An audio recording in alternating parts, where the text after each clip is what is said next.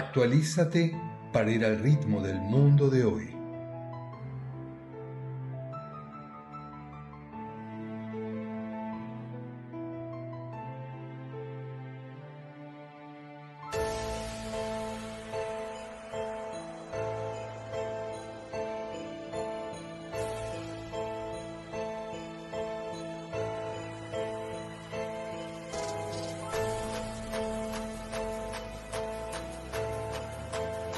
Cultura Mundis ofrece cursos, foros y talleres diseñados especialmente para ti, con un enfoque único en la experiencia, el aprendizaje y la igualdad.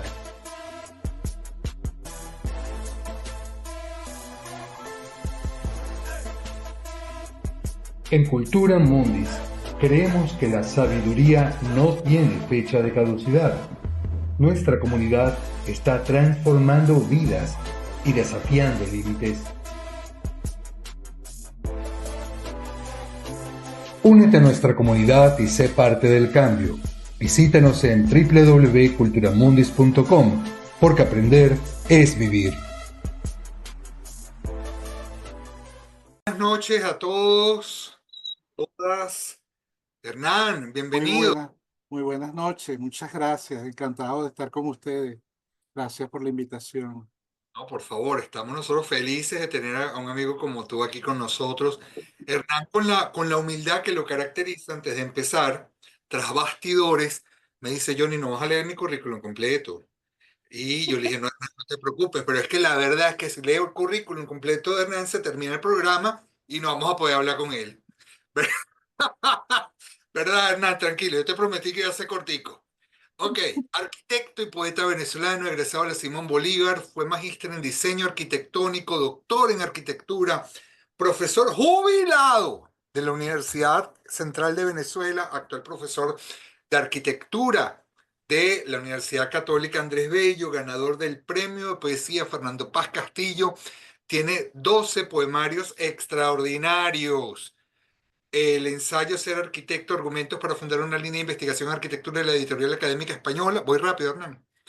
Y además, bueno, búsquenlo en internet, porque se van a encontrar con una maravilla y uno va a decir: wow, ese señor hizo todo esto. Yo quiero ser amigo de él, aunque sea por interés. Entonces, Hernán, Hola, encantado, ¿cómo estás? feliz, contento de estar con ustedes. Yo no soy Ah, amigo tuyo por interés, sino porque te admiro profundamente. no, no, no. Y con ese currículum, imagínate tú. Y ¿Ah? bueno, y porque compartimos unos pastelitos de nata portuguesa, unos Ah, pastelitos de Belén, que bueno, es una delicia. pero esas intimidades no se dicen acá, bueno, ya se los... Bueno, Bueno, bueno, bueno. bueno, Hernán, la pregunta de rigor, ¿qué es la poesía para ti? Bueno, justamente con esa pregunta corro el riesgo de ponerme pedagógico, como te explicaba. Minuto, como me hiciste leer el currículum, yo te voy a contar el minuto. Es que el hijo de Hernán dice que él se pone pedagógico. Como Bueno, mujer, dale. la, la poesía es un concepto que a mí realmente me ha fascinado meditar, reflexionar sobre él y puedo dar una respuesta intuitiva y una respuesta sensible o una respuesta que tiene que ver con esa búsqueda de intentos, de ensayos, de explicación acerca de lo que puedo comprender por poesía. Una parte muy sintética de esa respuesta sensible, emocional, es decir, que la poesía es la expresión de nuestra intuición más pura, más absoluta. La pura intuición de cualquiera de nosotros es la poesía. Eh, lo que en el mundo sucede a partir de ese estado de intuición que cualquiera de nosotros puede, eh, que puede surgir desde cualquiera de nosotros. Para, para mí, la poesía como actividad, me gusta mucho diferenciarla de la escritura poética o de las otras formas de hacer poesía en distintos medios que el hombre ha ido desarrollando en la cultura. La poesía es una de las varias actividades en las que el ser humano manifiesta su estar en el mundo. La poesía es hermana de la teoría, es hermana de la práctica, es hermana de la técnica, están juntas y tiene ese estado de presencia a partir de la intuición más pura de cualquiera de nosotros. Ahora, la escritura poética se hermana, se toma de la mano junto con la pintura, con la escultura, con cualquier actividad del ser humano que tiene capacidad de tocar, de alcanzar las emociones mutuas al comunicarnos. Particularmente la escritura poética, lo que cotidianamente llamamos la poesía para referirnos a esa actividad, esa forma de expresarnos, bueno, tiene la fascinación de intentar hacer eso, de intentar eh, sentir la intuición, encontrarnos cara a cara con la intuición, percibirla, eh, hallarla y además entonces comunicarla, encontrarnos con otras personas en su intuición a través de lo que, de la palabra, de uno de los fenómenos más fascinantes. Para mí, yo lo he dicho en algunas ocasiones, un milagro. Cada palabra en nosotros es un milagro. Y eso realmente me resulta particularmente fascinante. Si bien cada una de las expresiones, la pintura, el dibujo, la escultura, el teatro, la danza, todo lo que el ser humano se propone hacer queriendo comunicar sus emociones, son siempre una oportunidad magnífica para que la poesía se escriba. Por supuesto, para mí, la arquitectura es una de tantas formas en las que puede aparecer esa expresión. Solo que hay unas que parecieran más cercanas, más directas, en contacto con la piel, como la conversación pura o la palabra escrita. Me pareciera que Fíjate, no media más nada para que suceda, ¿no? fíjate, Hernán, pues acabas de decir muchas cosas, es como para desglosar lo que, lo que dijiste, especialmente es una manera pues, de ser en el mundo. Y quiero detenerme allí porque hay varias cosas. Sin embargo, yo te dije que yo te tenía prometido que te iba a hacer una mardá. Ok, Ya sé, ya, entonces aquí voy con la mardá que te quiero hacer. Te quiero recitar un poema, Hernán, muy bien, pero no es tuyo. perfecto. Adivina de quién es. No lo puedo, bueno, No, no es de ah, Jackie Goldberg, no te voy. Ok, te voy a recitar un poema que te lo quiero dedicar a esto. Y quiero que me digas a quién le pertenece este poema. pucha, Tan altos son los edificios que ya no se ve nada de mi infancia. Perdí mi patio con sus lentas nubes, donde la luz dejó plumas de ibis. Egipcias claridades, perdí mi nombre y el sueño de mi casa. Rectos andamios, torre sobre torre, nos ocultan ahora la montaña. El ruido crece a 1000 motores por oído, a 1000 autos por pie, todos mortales. Los hombres corren detrás de sus voces, pero las voces van a la deriva, detrás de los taxis. Más lejana que Tebas, Troya y Ninive, y los fragmentos de sus sueños, Caracas, ¿dónde estuvo?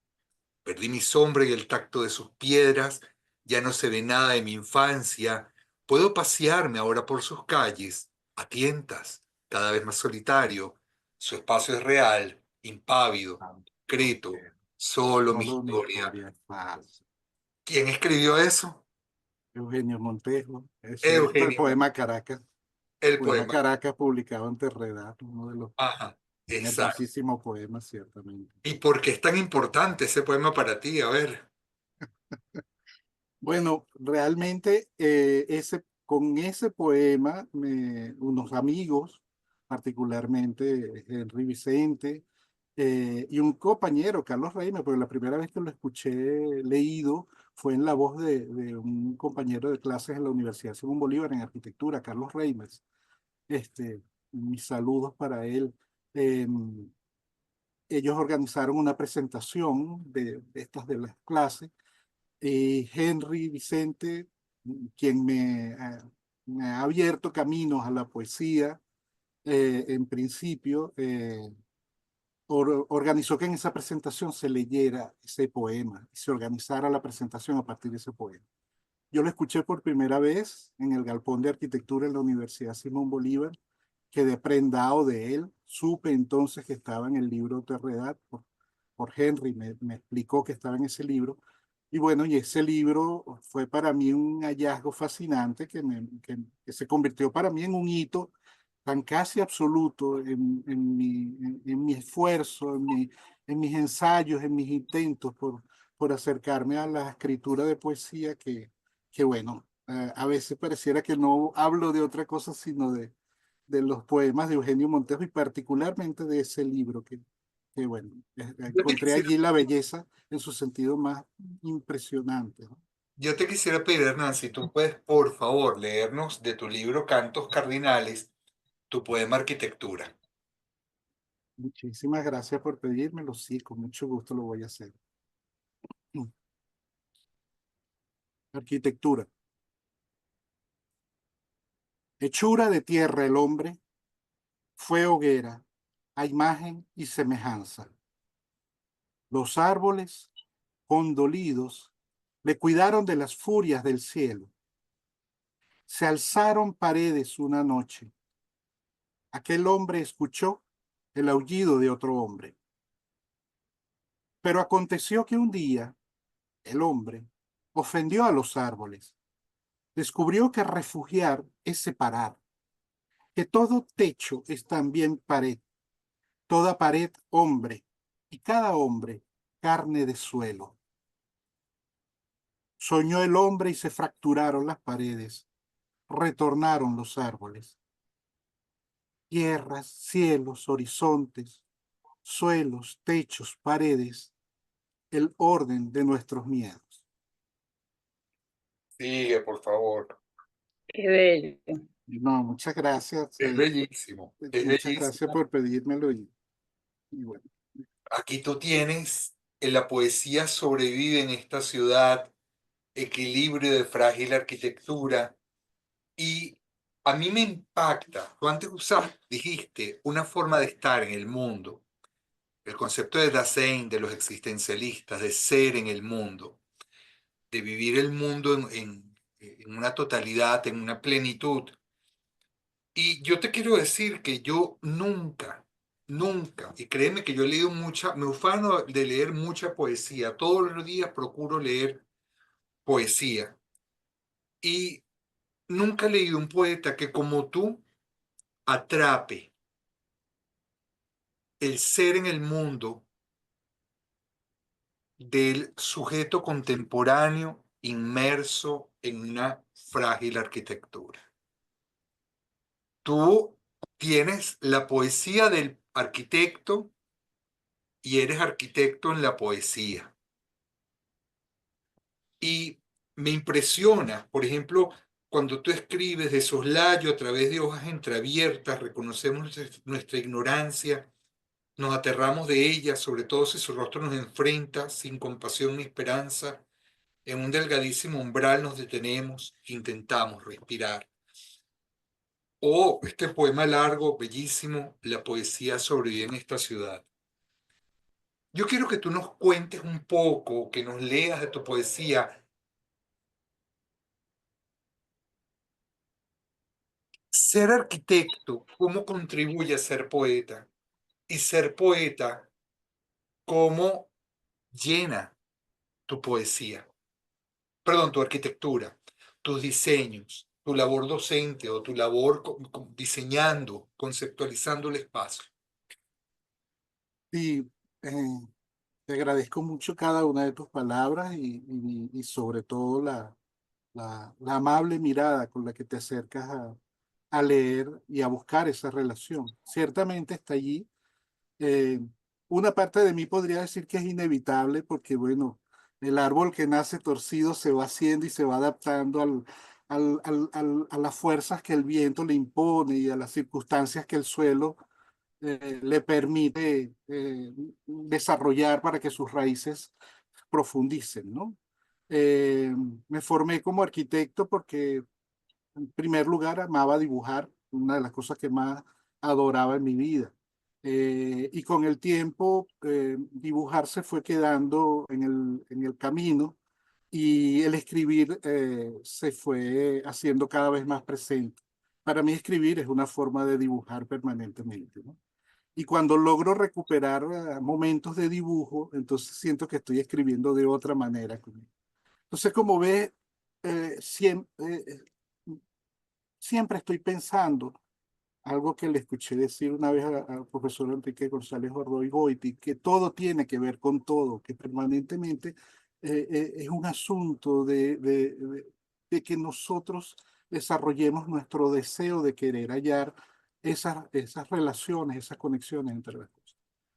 Por supuesto, la arquitectura, en un sentido de la formación que recibimos, eh, nos la trazan, nos la presentan como un camino hacia el arte. Eso me generó muchísimas dificultades, muchísimas preocupaciones, porque bueno, una de las cosas con las que uno se enfrenta es si tienes talento o no para hacer eso, ¿no? Si eres talentoso para el arte. Eso me llevó a reflexionar mucho sobre el concepto de arte y sobre el concepto de poesía, así como el de teoría, práctica y técnica. ¿Dónde está situada cada una de esas palabras en nuestro cotidiano hacer? Así que bueno, la palabra arte necesariamente hoy yo la uso sobre dos claves de interpretación. Una, la que originalmente tiene en su etimología, que es la de saber hacer las cosas que se hacían de acuerdo a la técnica, de acuerdo al conocimiento que los artesanos o el tecné tenía para tallar la madera, hacer las cuadrillas en las rocas, etcétera. Y la otra, la que nos provino después del romanticismo, el reconocimiento de que toda cosa que el ser humano hace puede estar impregnada de emociones, de intenciones, de ideas, de pensamientos o sentimientos muy profundos y cuesta y es un esfuerzo encontrarse con ella. Para mí, cada vez que he intentado hacer arquitectura, estaba presente eh, cómo se hallaba eh, ese ser en el fondo, el que era yo y sobre todo los que iban a ser las personas que iban a habitar. Cada vez que pienso en arquitectura, lo que hago cuando he intentado proyectar arquitectura, diseñar arquitectura, lo primero que intento es tratar de ponerme en la posición de las personas que van a vivir. En eso yo siento que me conectaba con el teatro, porque decía que el arquitecto, me imaginaba que como arquitecto yo tenía que vivir las vidas de todas las personas que iban a estar allí. Y eso me hacía pensar en el teatro y eso me fascinaba verlo. La poesía, la escritura nos lleva es a pensar como las otras personas, a tratar de imaginarnos cómo las otras personas van acercándose al mundo. Entonces, mi acercamiento a la arquitectura tenía eso como fundamento. Y claro, en el camino descubrí que para ser arquitecto, además en este país, se necesitaban otra serie de habilidades con las que yo no fui muy bien dotado. Pero mi vocación docente era un camino que me ha dado muchos horizontes, me ha dado muchas satisfacciones. Me siento feliz de ser profesor universitario en arquitectura y donde encontré que podía mantener conciliada ese deseo de hacer arquitectura, eh, aún a pesar de las dificultades que el país o la realidad nos impone para llevarlas a cabo. O sea En que cuanto si a la yo, poesía, ajá, entonces está allí, en ese deseo de encontrar el pensamiento, los sentimientos de los demás, se hace presente siempre la poesía, entendida no solo como escritura, sino entendida como ese hallazgo, ese encuentro, esa comunicación, ese puente que tendemos unos a otros para encontrarnos entre nuestras intuiciones, aun cuando nuestras intuiciones puedan ser extraordinariamente difíciles, que nos asusten, que nos pero alejen. tú le estás, estás llevando todo el tiempo la poesía al nivel de la escritura, pero cuando te toca escribir en el espacio, cuando te toca plasmar imágenes en el espacio como arquitecto, eso no es poesía. Claro, sí lo es, pero particularmente por mi carrera la he desarrollado más en favor de acompañar a los estudiantes a imaginar los lugares que ellos quieren o desean lograr. Entonces, no me ha tocado o no he podido yo ver desarrollado esas obras propiamente dichas, ¿no? Eh, algunas poquitas cosas he logrado hacer, o unas de ellas, por supuesto, en Ciudad Bolívar, en el estado Bolívar, en ese tiempo, en esa primera década de recién graduado que tuve entre haberme graduado, egresado de la Simón Bolívar e ingresar como profesor a la Universidad Central, pasaron 10 años en los que yo entonces hice todo el esfuerzo por ejercer la práctica profesional de manera más intensa. Hice algunas cosas y me siento contento de haberlas hecho, ¿no? Pero siento que mi mayor labor, mi mayor acercamiento a la poesía, en la arquitectura, a lo poético a través de la arquitectura, ha sido a través de las clases. Y no por lo que yo pueda dibujar para los estudiantes en algún momento para darme a explicar, sino por lo que ayuda a que imaginen, muchas veces conversando, muchas veces simplemente acercando alguna lectura que bueno puede ser motivadora, porque Louis Kahn, un arquitecto que admiro y que así como Eugenio se convirtió en un hito para mí en mi carrera, Louis Kahn es fundamental en mi carrera, el arquitecto norteamericano Louis Kahn. Él, en uno de sus textos, en alguno de sus ensayos, su conferencia, decía que el deseo de hacer, decía él, ¿no? Su manera de expresarlo, no existe en toda la naturaleza. Lo que el hombre hace no puede hacerlo la naturaleza, decía él. Si bien el hombre para hacerlo ha de hacer muchas de las cosas que hace la naturaleza. Sin embargo, el deseo de hacer que preside a la creación no está en la naturaleza. Es una exageración de su parte, pero yo la he interpretado como ese estado de voluntad. El hombre al estar en la naturaleza, el deseo de crear está en la naturaleza, pero suponiendo que siempre el ser humano se sostiene en ese acto de secesión del que hablaba Ortega y Gasset, que da lugar a la ciudad frente al mundo, frente a la realidad, suponiendo que uno mantiene ese estado de secesión incluso con la naturaleza, es verdad que el deseo de hacer, la voluntad, el deseo de crear, preside a todas nuestras acciones, ¿no? Entonces, Vale. inspirar eso, despertar ayudar a que esa llama se despierte y que pase por el estadio de deseo de aprender, antes de deseo de hacer, deseo de aprender, es uno de los grandes retos que como profesor trato de, de sostener en mi carrera. Me quedo contigo con una fórmula. Poesía igual, intuición, voluntad y representación.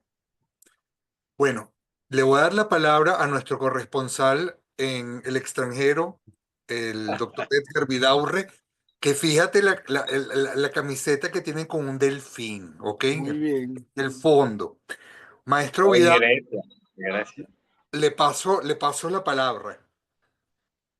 Bueno, Gracias. querido Hernán, bienvenido. De verdad que, como dije, para Ana María, para Yuri, para mí es un placer, para mí en lo particular, de verdad una alegría enorme tenerte por acá. Este arquitecto, poeta, bueno, Pitágoras decía que todo era número, ¿no? Y Platón crea las figuras geométricas fundamentales, incluso con una correspondencia con el alma, ¿no? Con el alma del ser humano Sí. y con la naturaleza. El triángulo, círculo, rectángulo. Y obviamente Miguel Ángel escribía sonetos y también hizo la cúpula de la Capilla Sixtina, donde acaba de celebrarse o se están celebrando las exequias del Papa Francisco. Bueno, mira, tú eres realmente inacabable. Podríamos estar aquí un mes hablando de ti, de tu poesía. Yo siempre acostumbro a profundizar un poco en qué es para ti la poesía, pero me llama la atención, antes de entrar en la poesía, cómo hablas tú de quién es el poeta, ¿no? Tú en esa maravillosa entrevista que te hace Lexi dices que el poeta es alguien que hace lo que puede. Y sin embargo, al mismo tiempo, saltándote un poco esa imagen de soledad, de un hombre que está haciendo lo que puede. Dice que los poetas son una familia, un árbol genealógico cuya savia son los orígenes. Y en realidad tú estás hablando ahí es de los orígenes, estás hablando de alguna manera del padre, ¿no? Incluso concretamente de tu padre.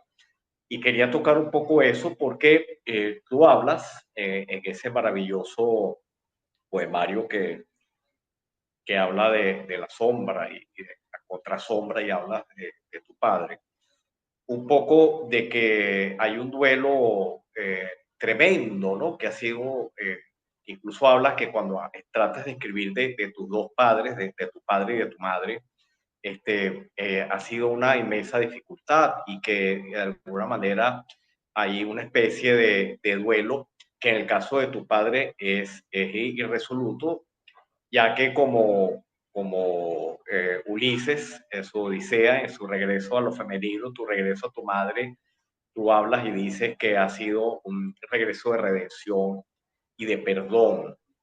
Eh, y veo que de alguna manera tú estás espiando algo con referencia a ese duelo, con referencia a ese padre. Entonces,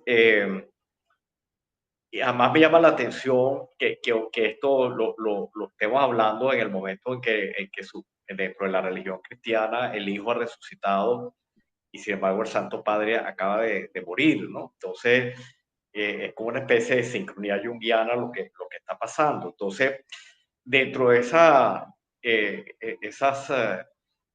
visiones que tú tienes de la poesía, una dice que de alguna manera la poesía es una manera de trascender el duelo y una manera de perdón, de pedir perdón, lo dices así incluso, ¿no?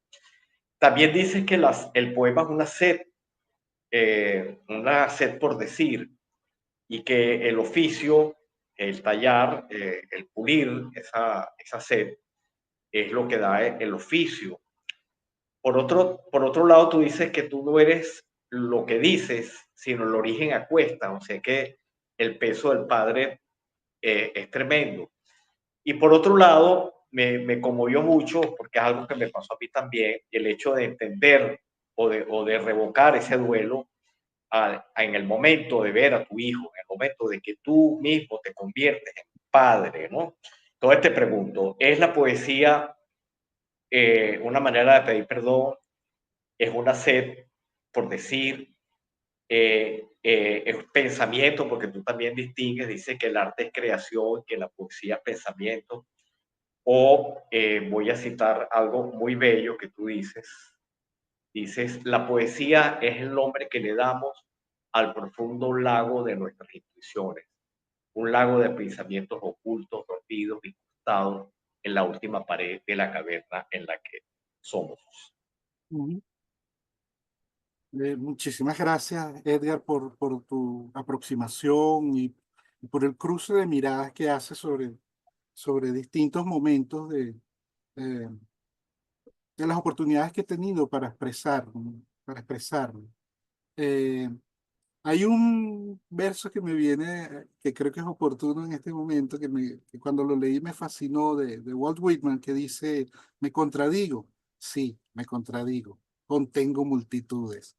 Ese verso me fascinó, porque creo que cuando escribimos poesía o cuando hablamos, o nuestra pura existencia está marcada siempre por el coro de voces que nos acompañan a diario. O sea, o sea, siento que mi cabeza es una multitud de voces que se hacen presentes, ¿no?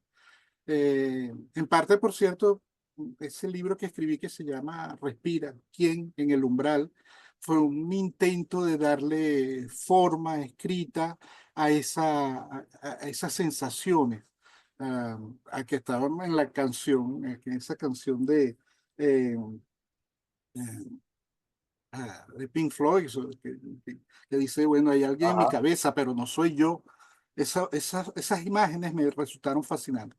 Y entonces en la entrevista, cuando digo uno hace lo que puede, bueno, por el abuso que la amistad le ofrece la confianza de la amistad ofrece, yo tomo prestada frases, en ese caso de Arturo Gutiérrez, de un poema bellísimo, que él dice, uno en verdad hace lo que puede. Yo allí tomé en préstamo eso. También en préstamo de Alexis, he tomado en muchas ocasiones algunas de las expresiones, porque es que la idea de set al escribir es de cadenas, o sea, siempre algunas de esas palabras son claves de conexión, como me sucede con la palabra terredad, de la cual Arturo en algún momento me advirtió que me cuidara de no repetirla tanto, pero son de esas palabras que se te vuelven mantra, que se te vuelven importantes para poder sentir que en ellas expresas mucho, mucho de lo que tú realmente quieres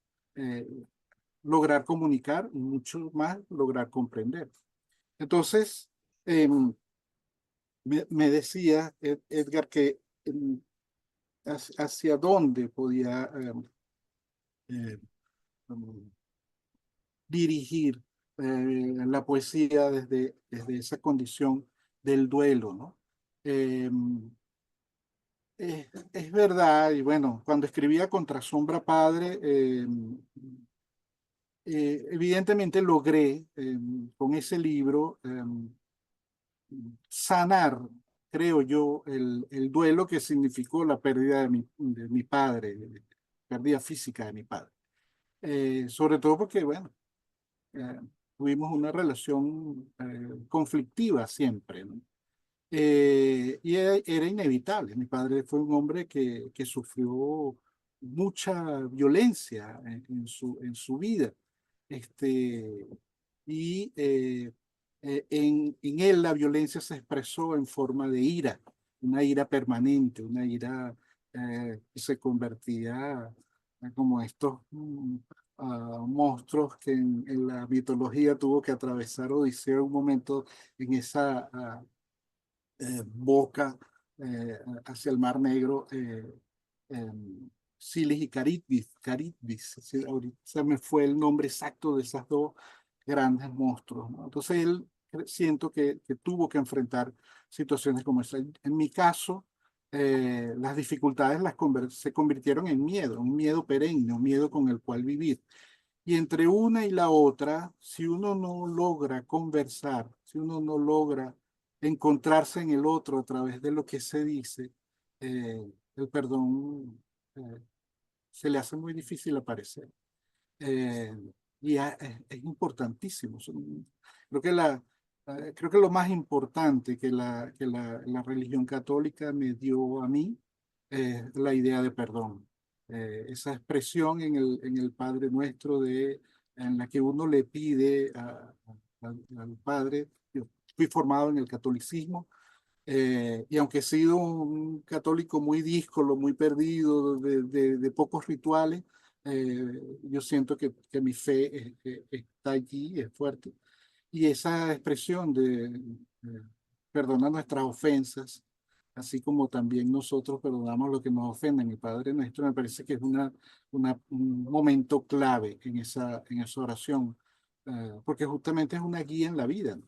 Una guía, el aprender a perdonar es fundamental. Y una de las tareas más difíciles que tuve que manejar y en la que la poesía ha sido, la escritura poética, ha sido un camino, un tejido que como el de Penélope se hacía y se deshacía a diario, era el de perdonarme a mí mismo. Uno se va llenando de una cantidad de mensajes y de proposiciones que hacen muy difícil el vivir. Y bueno, con el nacimiento de mi hijo, de Santiago, de nuestro hijo Santiago, que yo pude empezar a comprender, a, a esforzarme de otra manera a comprender la mirada de mi padre. Eh, lo que le decían a uno de siempre, solo cuando seas padre es que vas a aprender a lo que en verdad se siente. Bueno, creo que me pasó exactamente eso. Y creo que, bueno, por lo menos en ese libro, Contra Sombra Padre, creo que desde un punto de vista de buscar en esas emociones ah, que están allí sumergidas en ese pozo de nuestra intuición, que marcan muchísimo nuestras emociones, esos conocimientos profundos que supone la intuición. Yo busqué, nadé a través de ellos para que este libro, A Contrasombra Padre, pudiese surgir. Y por supuesto, como lo que mal leí, pero traté de entender de Jung, que no basta con que uno haga ese trabajo ah, ah, terapéutico, psicológico sobre lo que uno vive, piensa, siente, eh, y darle formas artísticas para que se sanen. Eso por sí mismo, hacer eso por sí mismo, obviamente no llega a tener la calidad de lo que uno aspiraría que fuese el arte, ¿no? Lo que llamamos hoy por hoy arte, con todas las complicaciones que ya manifesté que me produce esa palabra. Sin embargo, bueno, allí estaba la tierra desde la cual empezar a trabajar y con la que he hecho estos ensayos. Cada uno de los libros que he intentado escribir en poesía han sido ensayos por convertir esa tierra recibida de vida en una forma, en una realidad que bueno, que pueda llegar a otros como le llega a uno el buen vino, como algo que puedes disfrutar, placer, y que te abre pensamientos e imaginaciones otros, ¿no? Eh, Así que no sé si con esto eh, ofrezco Bueno, una no solo das apropiada. respuesta, no solo das respuesta, me conmueve muchísimo porque justamente el núcleo de la llegada del Hijo en el cristianismo es el perdón, ¿no? El Hijo viene a perdonar. Y justamente yo, por razones personales, ando justamente en un tema de perdón. Y quería leer la paráfrasis que tú haces del Padre Nuestro, que dice que no te atreves a leer. Dice: gracias por el pan de tu voz, que nunca falta, por la paciencia que me otorgas cuando enseñas el verbo amar, conjugando en nosotros, ¿no? Esa paráfrasis me conmueve mucho y no solo te entiendo, sino que, como te dije, siempre estamos viviendo momentos de perdón y momentos de... Bueno, yo antes de pasarle la palabra a María, quería leer rapidito un poema y dejar Gracias. abierto un tema que es el de los espejos, que es tu Sí, primer claro. poemario y que de alguna manera ese lago en el que tú dices que miramos cuando hablas definiendo la poesía, ese lago podría ser un espejo también, ¿no? Claro, Eh, bueno, ciertamente. este poema se llama justamente Arte Poética. Dice: palabra pronunciada, vestigio, canto indescifrable en la caverna, presencia deslizada hasta tocar, hasta sosegar el bujo, grullir de mi respiración, palabra escrita, huella en la roca, roca en la arena, sombra de luna disuelta en la tenaz geometría de una lluvia interminable. Aún no sé leer, piedras siempre de mi boca se despeñan, remedo aquel canto de sal, aquel despojo de lluvia. Todo esfuerzo sigue siendo apenas una explicable insistencia, ripioso imaginario contra el olvido. Restarán dos espejos enfrentados y entre ellos arena, solo arena que habrá cesado de caer. Muchas gracias, queridísimo Hernán. Te dejo en las Sí, manos Edgar. de la exquisita Anne-Marie. Muchas gracias, Edgar. Muchas gracias. Hola Hernán, como Hola. reiterándote lo alegre que estoy de que estés aquí con nosotros conversando, ¿no? Siempre es una alegría tenerte cerca a través de la palabra. Mira, Hernán, eh, entre las cosas que considero significativas está tu acercamiento a la mitología y a las y a la antigüedad clásica, ¿no? Que me gusta particularmente, y de esto está muy lleno, también hay en otros, en otras producciones tuyas, pero está muy, muy lleno el poemario Orfiado Incilio, ¿no? Donde te centras en la tragedia de Orfeo y Eurídice, ¿no? Entonces, ese libro es muy, muy interesante porque llevas el mito, lo llevas con palabras de antigüedad, con atmósfera de lo clásico, pero lo llevas a nuestra inmediatez, ¿no? Y eso es un logro poético, sin perder para nada, es una conjunción bien interesante, sin perder para nada ese contacto con lo clásico, ¿no? Ahí hay varios poemas que me llaman muchísimo la atención. Yo quisiera que tú leyeras uno que me va a dar pie a mí a hacerte una pregunta. Me encantaría que leyeras el poema Amartya. Amartya significa error trágico. Simplemente voy un poco a refrescar el mito de Orfeo y Eurídice. Eurídice es muerta, baja al inframundo.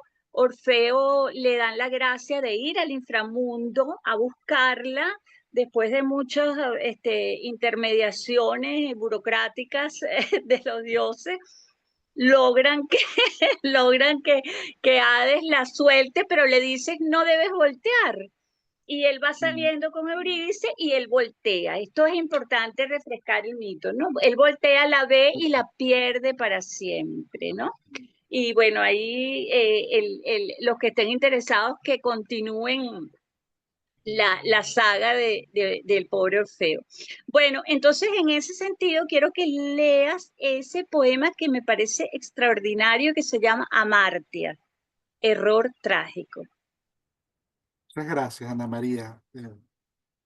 Lo leo.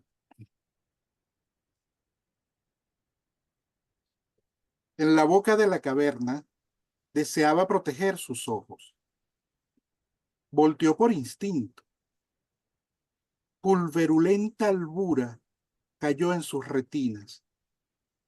Eurídice retornó a la oscuridad dentro de sí, a la oscuridad dentro de él. Entregado al silencio, desencanta. En el séptimo acorde desatará las furias. Bueno, una belleza de poema. Bueno, aquí de aquí va a salir la pregunta. Mira, fíjate que en el Ars Poética que acaba de leer Edgar, hay una expresión que tú dices, hay unos versos donde tú dices, canto indescifrable en la caverna, presencia deslizada. Y aquí, en efecto, hablas de la caverna, ¿no? De esa salida en la boca de la caverna. Deseaba proteger sus ojos. Y luego hablas del desencanto. Desencanta que si hacemos un juego con las palabras, deja de cantar. Entonces yo pienso que el mito de Eurídice y Orfeo tiene mucho que ver con el ars poética, no solo tuya, sino con el arte de la poesía. ¿Qué hace uno? Orfeo es el que canta. ¿Qué hace uno con su Eurídice?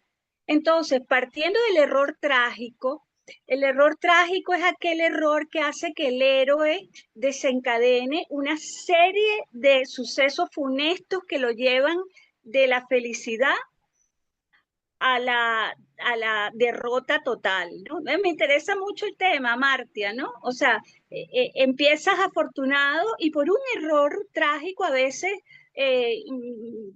impredecible desencadenas una serie de acontecimientos infaustos. Entonces yo te pregunto, viéndolo dentro del contexto de lo poético, del arte de la poesía, ¿cuál sería para Hernán el error trágico del poeta? Te agradezco muchísimo la lectura y la reflexión, Ana María, porque bueno, traes al centro un personaje que para mí ha sido importantísimo. Bueno, creo que estoy usando mucho la palabra importante esta noche y eso es una exageración o una pobreza de vocabulario de mi parte, pero el, el, eh, ese personaje se me hizo central también desde Eugenio Montejo. El poema de Orfeo de Eugenio es una Exacto. joya, ese me marcó muchísimo.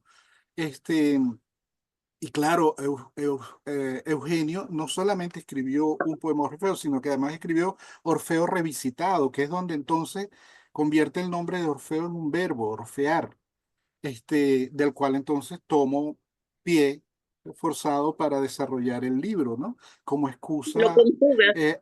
sí, como leitmotiv, que obviamente yo lo asocié muchísimo con la noción de incilio, ¿no? De encierro. Así.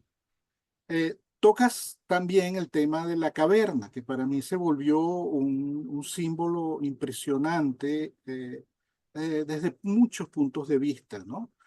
Obviamente, desde el punto de vista de la arquitectura, comenzar a hablar de la arquitectura y pasar en algún momento por comprender esa decisión de los seres humanos de guarecerse, de refugiarse dentro de las oquedades de la tierra, que son las cuevas, es un sentido fascinante, pero aún más fascinante cuando me imagino a algunos de esos seres humanos, además llenándose la mano de pintura y pintando los techos, las paredes de esa superficie. Ahí apareció la poesía en el estado más puro y absoluto del que he venido. O sea, allí hay una escritura poética sin duda alguna, ¿no? Entonces, la caverna tiene ese sentido arquitectónico en cuanto a la comprensión de nuestro lugar en la tierra, de los lugares en los que somos, en esta maravillosa realidad que llamamos tierra. Además, se acrecentó cuando, de esas circunstancias de la vida en la universidad, tuve la suerte de leer El mito de la caverna de Platón, que se volvió entonces una nueva vuelta a a- Mm. a ese conocimiento o a esa comprensión o a esa interpretación, que además adquirió un nuevo giro cuando leí la versión de María Zambrano sobre lo que sucede entre el filósofo y el poeta a partir de esa experiencia, ¿no? Pero todo ello, además, y retornando a Orfeo, eh, por una conversación que tuve hace muchísimos años, y la verdad que mea culpa, no he buscado a fondo el origen de esa cita. Mi amigo Henry Vicente, eh, profesor de historia y crítica en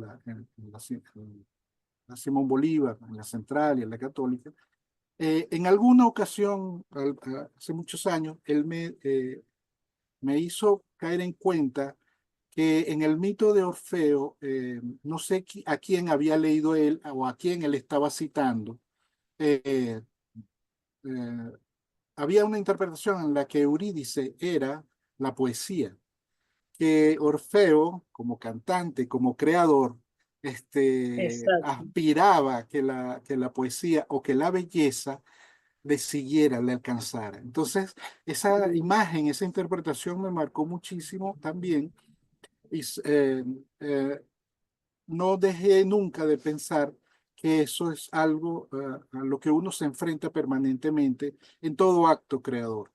Cuando estoy más preocupado por lograr la belleza, Alexis Romero tiene una serie de poemas en contra de esa actitud precisamente. Cuando uno Ujú. escribe o pinta o diseña arquitectura, aspirando a que, ¿verdad? Ya vas a tener la belleza agarrada en tus manos, es como voltear en la boca de la caverna, o sea, tienes que confiar en que lo vas a lograr, este, aunque a lo mejor no lo logre. A mí me recuerdo mucho a Harry Almela, por cierto, en estos días lo hemos estado nombrando mucho, en paz descanse. Él, alguna vez le oí decir que uno tenía que escribir y arrojar la lanza. Quizás en algún momento esa lanza le daba al ciervo, ¿no? En esa imagen de Harry tan feroz el ciervo es la poesía y la lograbas cazar en algún instante con todo lo que estabas arrojando al mundo para intentar mirarla, ¿no? Entonces, en el mito de Orfeo, lo primero que yo veía en ese sentido trágico para alguien que está tratando de crear, particularmente para alguien que está tratando de escribir poesía, es querer hacer poesía de por sí. O sea, uno tiene que acercarse a ella, uno tiene que intentar sentir su presencia cerca de uno, pero no voltearse a asegurarse de que la va a tener allí, ni siquiera agarrarla porque la va a deshacer. Muy buena tu respuesta porque realmente lo creo también. Además que en el mito, como yo decía un poco jocosamente, a él se le concede a través de esta burocracia de los Claro, dioses paganos, se le concede un favor. De alguna manera pienso yo, agregando algo a lo que estás diciendo, que también hay una concesión, ¿no? Es un don que uno recibe y debería no dudar, ¿no? O sea, el voltear tiene que ver con esa duda de que será o no será, traigo la belleza o no la traigo conmigo, ¿no? Eso me gustó mucho, ¿no?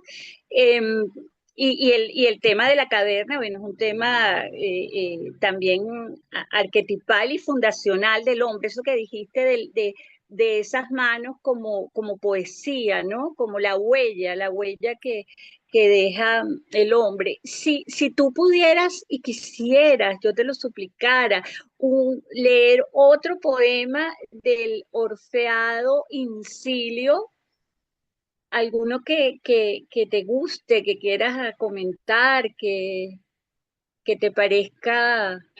Ana, ¿puedo interrumpir un momentico? Un Es que, momentico nada más. rapidito, es que dijiste algo que me sirve para enlazarlo perfectamente y así yo aprovecho y le pido otro favor a él. Porque fíjate, él todo el tiempo está hablando de el ser en el mundo y lo vincula con la palabra intuición. Y tú acabas de dar en el clavo cuando estás justamente tocando el tema mitológico y acabas de nombrar la palabra arquetipal. Y fíjate entonces cómo lo que Hernán llama intuición, como una forma de estar en el mundo, es lo arquetipal en la poesía de Hernán Zamora.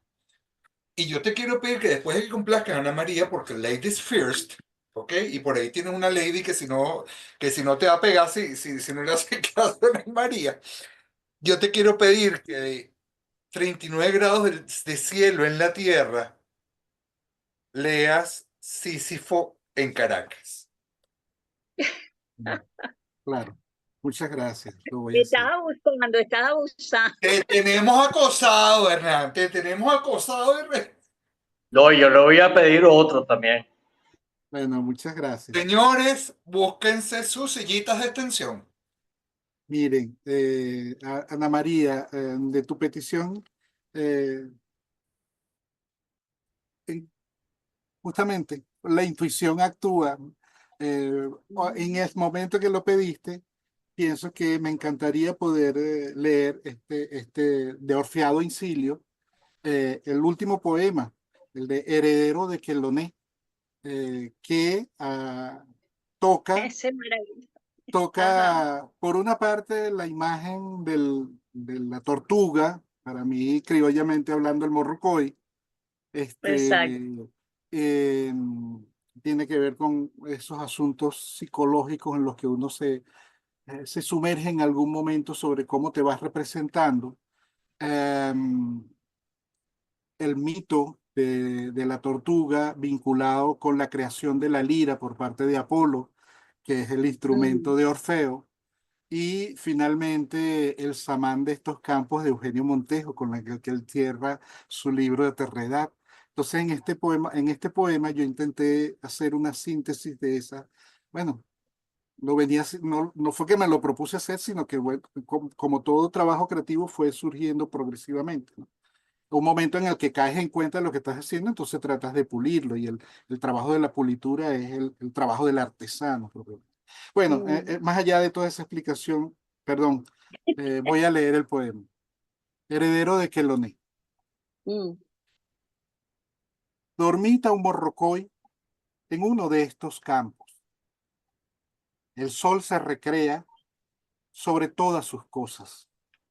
A esta planta, a aquel pozo, a esa otra roca, sendas gracias. Flor a flor, prados de alegrías. Aquella hoja de hierba, un trozo de esta otra, cada día su pan. Una hilacha de mango, un trocito de lechosa, celebración ingenua. Ese viejo morrocoy en su ensueño sonríe y monologa. ¿Quién soy? ¿Quién fui? ¿Por qué aquí estoy? ¿Por qué de lentitud he sido hecho? Arrojada al río por un dios artero, la madre original de mi estirpe fue. Reprimida por negarse al culto impuesto, dentro de su casa para siempre castigado. Afanes y días me han abovedado. A fuerza de miedo la vida, mi cuerpo ha trocado en coraza. No ataco, aunque aprendo al morder. Emprender es un verbo ajeno de tan titánico. Cualquier camino se enrosca en mi nombre. Al pie de la higuera que florece, en el patio que me sueña, o al pie de aquel samán de terredad, escrito por un esclavo que ahora duerme, rendido estaré al anochecer. Polvo caído seré, polvo azul, otra vez. Que disponga de mi cuerpo, Orfeo, de lo que de él quede, para su canto. Qué Qué belleza. bello, qué bello, ¿no? Y que Lonela la castigan, la ninfa que Lonela castigan por quererse quedar en la casa y ser lenta y no llegar a tiempo, ¿no? Al convite. No, bueno, creo recordar que era porque Apolo impuso unos determinados ritos de culto a los que ella se negó. Y entonces Se por negó hacer a ir, eso, pero ella, hay otras donde ella claro, generalmente se niega a ir, ¿no? Ella es un claro, personaje y la interesante, dejan pero que ella encerrar, después lleva su casa, vive en su casa, sí, de nuevo la idea de la casa, ¿no? Como sí, ahora, y encerrado, ¿no? bueno, sí, sí. Bueno, lees algo, pero yo te quería preguntar, ahorita puedes leer lo de Johnny si quieres, pero quería preguntarte de unos poemas inéditos que me llamaron mucho la atención, que salieron en Poémame. No recuerdo, bueno, me dijiste el Bueno, poema, de hecho, uno de esos es que yo le quería pedir que leyeras Toda la amargura del mundo. Yo voy a utilizar un arma de Santi para poner orden. ¿cuál? No Sí, recuerdo, no recuerdo el título del poema que me dijiste, Johnny. Sísifo. Ah, Sísifo en Caracas, página 63. pero es en Catos Cardinales. Eso está en 39 grados del cielo. Ah, perdón, 29 grados del cielo, sí. gracias, disculpa. Hernán, ¿viste lo que Santi me mandó para poner orden? No, ¿qué te mandó? La campana. Ok, voy. Página 63. Okay. Sí, sí fue en Caracas. Cruzada sobre su pecho lleva una alforja negra, polvorienta, impermeable.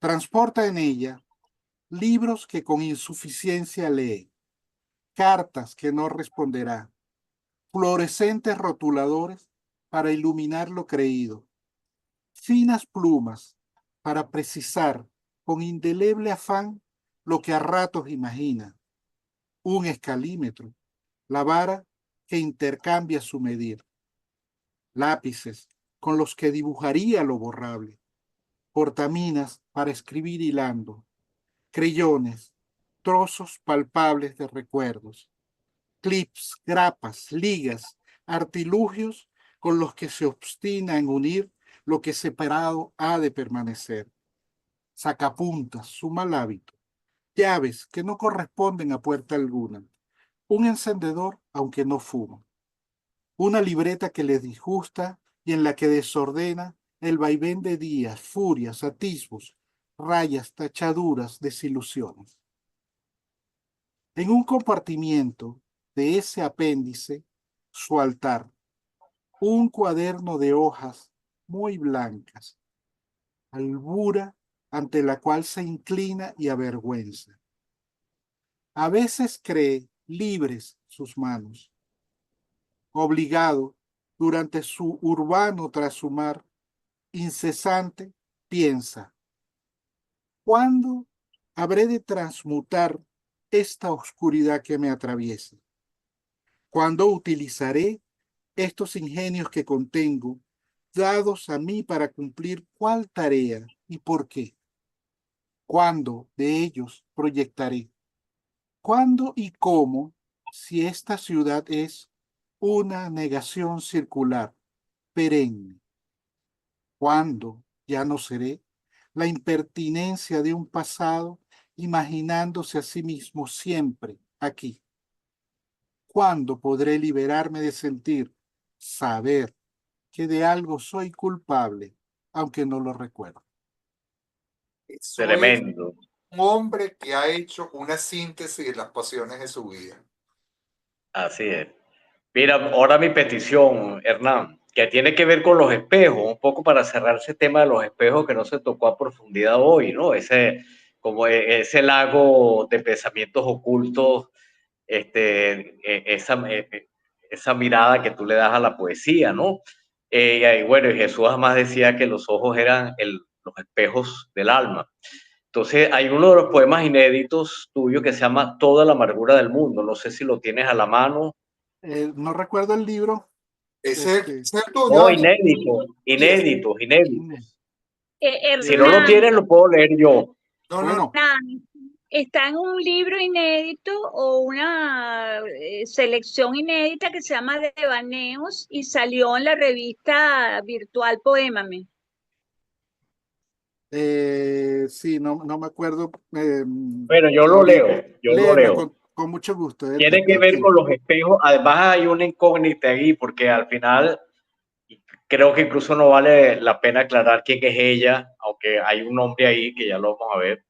Dice toda la amargura del mundo. Se detiene frente a él, trae toda la amargura del mundo, vomita, moriría si no lo hiciese. En sus miasmas él se disuelve.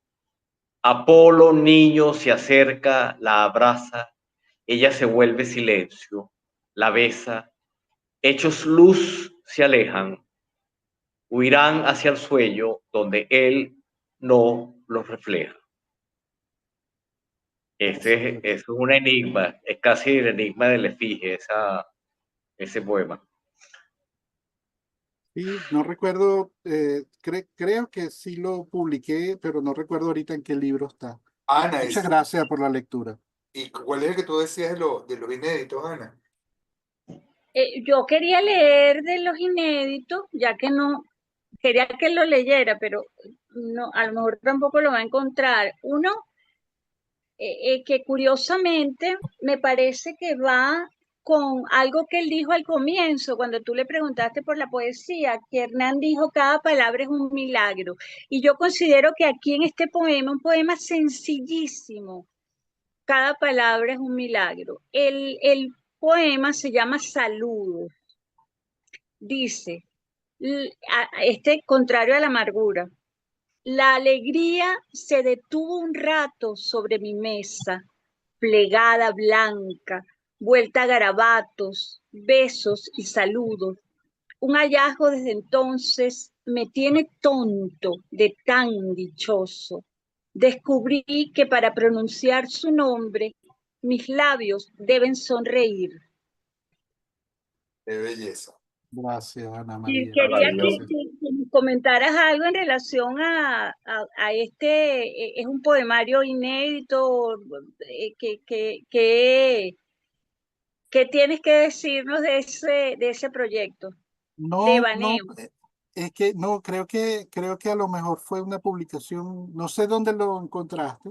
Lo encontré Poémame. Poémame, Claro, no, poémame, creo, publicado por claro, Mariela el, Cordero. sí, claro, el sitio web Poémame, sí, me pidieron una Exacto. colaboración. Yo seleccioné un grupo de poemas eh, que creo, quizá para ese momento estaban inéditos, pero después los terminé de trabajar y reescribir varios de ellos y los publiqué en Cielos Despojados de Cielo, ¿no? Que Ah, fue,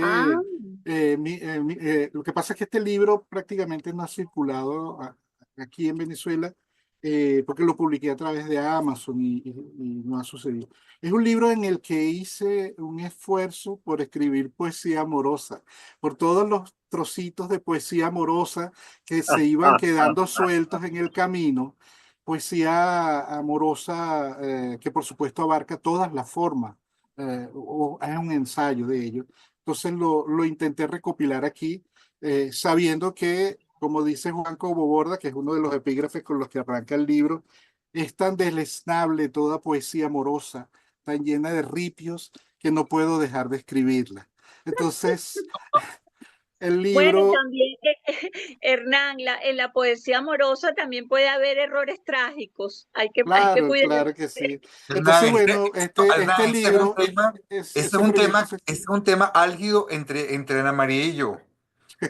¿Ok? Porque yo tengo uno de mis poetas favoritos que Ana María odia. ¿Ok? Ajá, Pero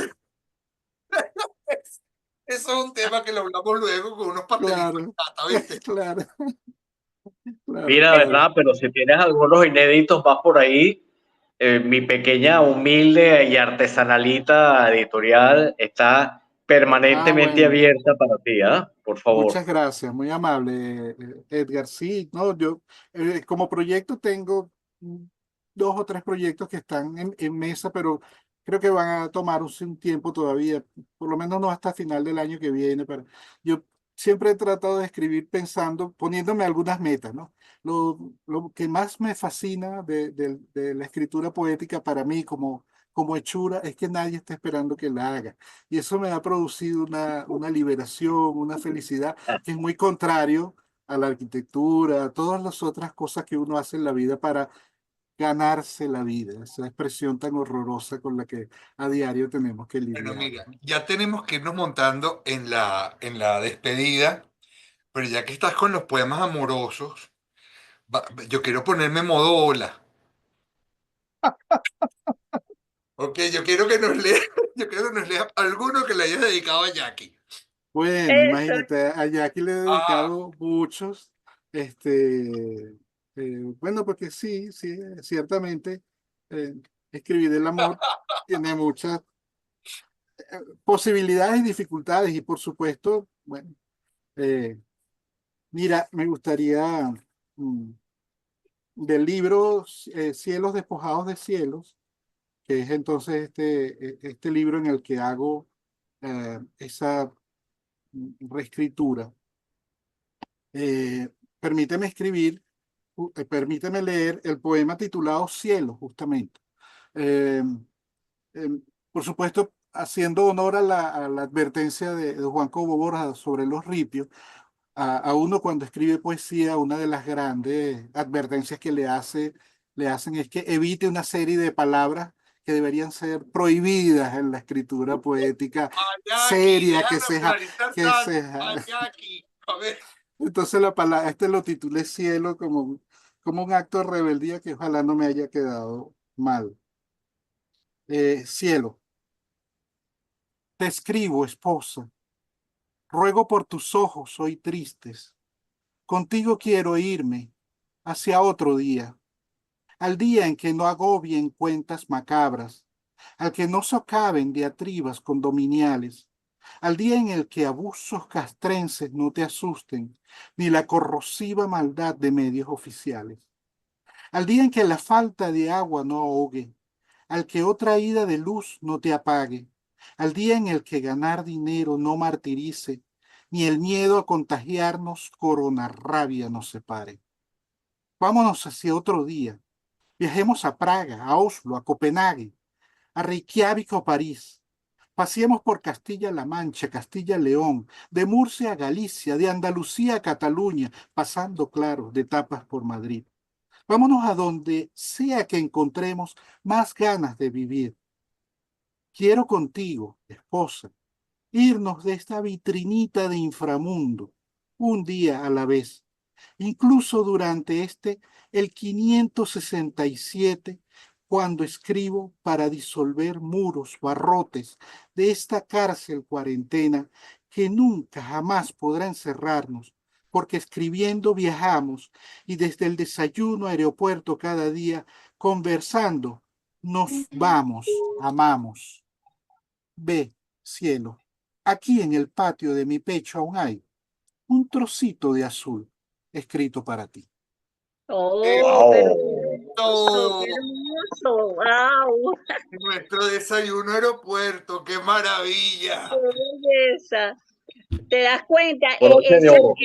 La idea, el verso de la alegría se detuvo un rato sobre mi mesa. La alegría se acaba de detener aquí escuchando a Hernán. Qué bello, Hernán.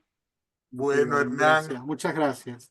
gracias, de verdad que has llenado de alegría, de belleza y de poesía esta noche.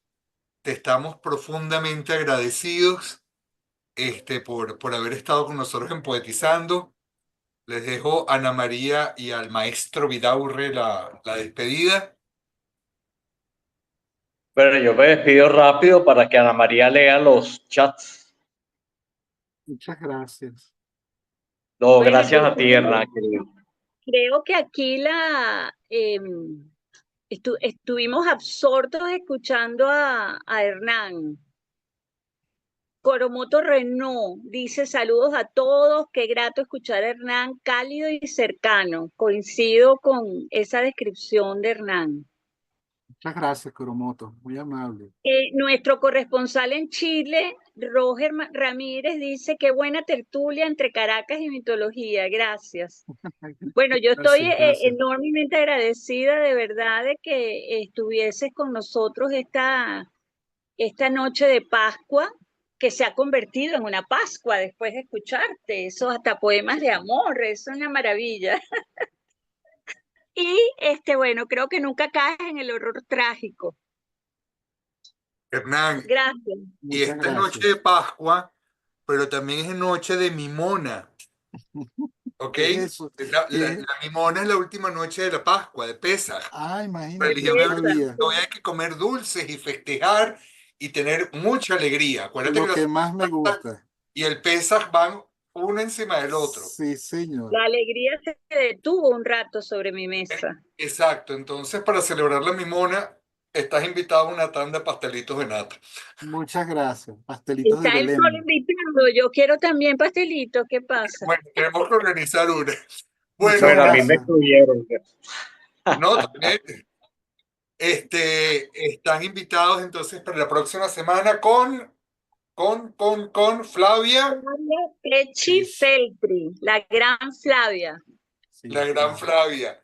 Nos gran vemos, y querida. exacto. Nos vemos la próxima semana. Hasta Bueno, luego. Abrazo, chao. Chaito, abrazo. gracias. Muchas gracias. Muchísimas Chao. gracias.